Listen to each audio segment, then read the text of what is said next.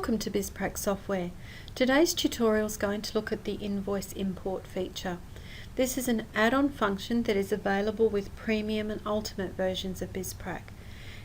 Most companies these days will receive invoices via email in PDF format, or will possibly scan any invoices that they have received in paper format and store them on their hard drive or server. So this will allow us to actually import those invoices direct into the system, drastically reducing our data import period and allowing us to enter all of the information quite quickly.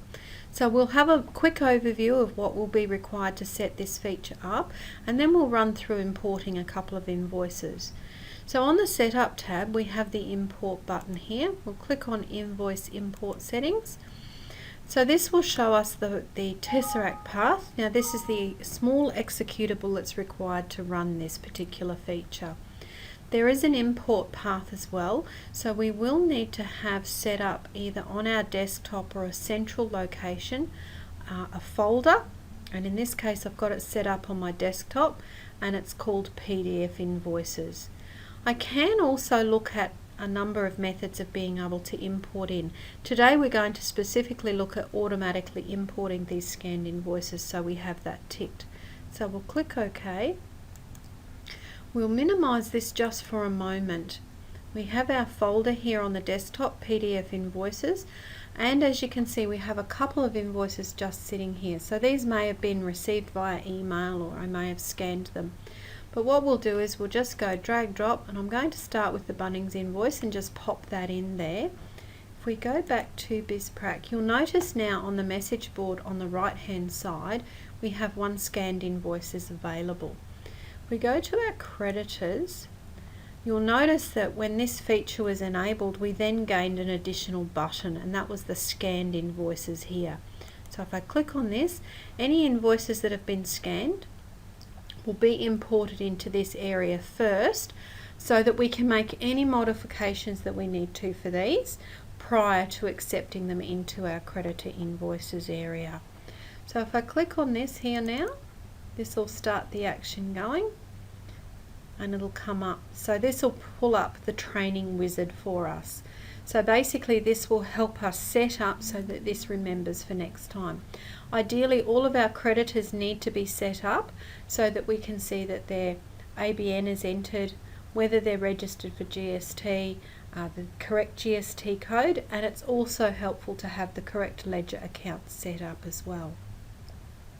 But we'll click next, and all of the lines that are in green highlighted here are the ones that are crucial for this import function. So we can see it has already imported and picked up some of the information here, but what we will do is we'll just click start again so that we can look at all of those things and just go through each of these lines line by line. So the company ABN, we just highlight that here. So we're going to use our control key and our mouse. So we hold the control key down, click at the beginning of the number and then at the end of the number, leaving just a little bit of room. And as you can see, it's picked up that the text has been found. The invoice number, so this depending on where it is on the invoice, but what we'll be doing is setting this so that anytime we get an invoice from Bunnings, it will look to where the invoice number is first. So these coordinates are over here on our right, so again allowing a little bit of room, hold the control key down and just click on the mouse with the mouse, and that will then add the invoice number down to the end of the start date, and again just pop those there. Next one we're going to look is at the invoice body titles.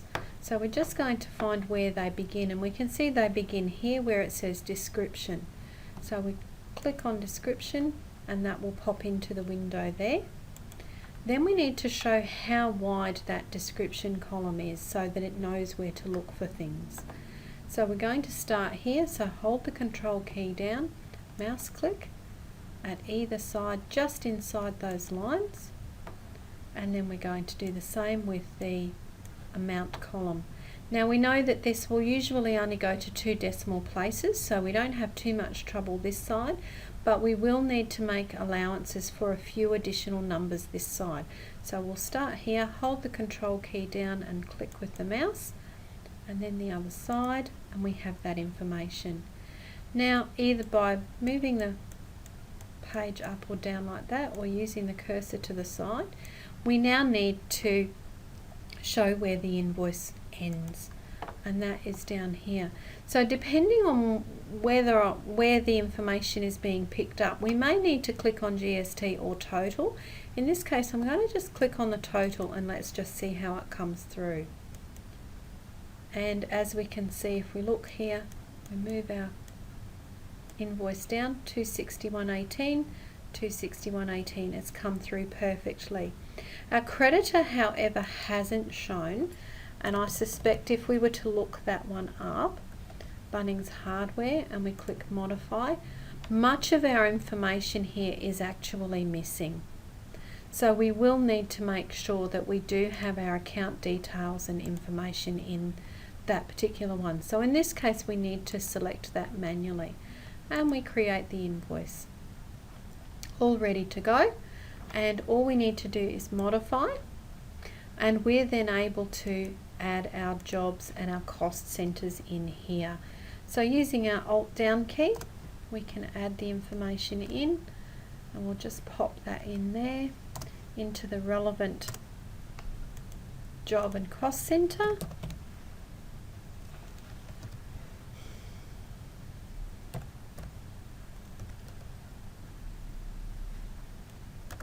Tabbing through. We can leave the line empty if we wanted to, so we don't have to fill all of those in. So some of this invoice is for a job and some of it's just simply for stock, so we're going to leave it like that. We simply click save, and this will now sit here ready for us to import into the invoices area. So what we will do is we'll minimize this again. We'll just pop these two invoices into our PDF area, and we'll go again. You can see we've been notified that these invoices are available. So what we'll do is just click on these, and these are ones we have actually previously set up. So as you can see, straight away all of the information has been pulled straight into the invoice area here. The date has been picked up along with the invoice number, as well as the creditor and the information that has been taken from the invoice in the correct amount. So all we need to do now is simply create invoice. We can continue with the next one, and again this one again has been pulled in, everything has been pulled in correctly. So all we need to do now is create the invoice as well, and as you can see now our invoices are sitting there ready to go. Again, we can modify if we need to add cost centers in there and our jobs and level 3 if we wish, but these ones we're just simply going to tag these. So tagging them, and then we go accept tagged invoices, and it says 3 scanned invoices were placed into the current invoices window. Click OK, and we'll close out of this window. We'll go into our invoices here, and you'll see here are our 3 invoices all ready for us to go. We also have the little paperclip icon here. This indicates that there is an attachment here. So all of these invoices that have been imported using this function will have an attached document. So we can, at a later time, if we need to come back to this invoice and find out some information off it, we can open that document just by clicking open document, and that will open the document up for us. So a copy of the invoice is actually stored then against that creditor invoice there, as well as within the database. So as you can see, it does provide us with a lot of information quite quickly. As you can see, we've imported a number of lines here. We've probably imported 6 or 7 lines, which would take us quite a bit of time to enter if we were doing that manually. So this feature is a very handy feature to be able to do that. There are a couple of other features to be able to drag, drop and import from another method if we are having a little bit of trouble with the invoice. Some of the invoices, depending on whether they're software generated or hand generated through a Word document, can have a little bit of difficulty, but those sort of things would be covered in the training that's provided with this import feature. So please feel free to give us a quick call, have a chat about this. It does require running Bizprac Premium or Ultimate version, but that is a quick upgrade in terms of that, but we are more than happy to help you with that information. Thank you for joining us this afternoon at Bizprac Software.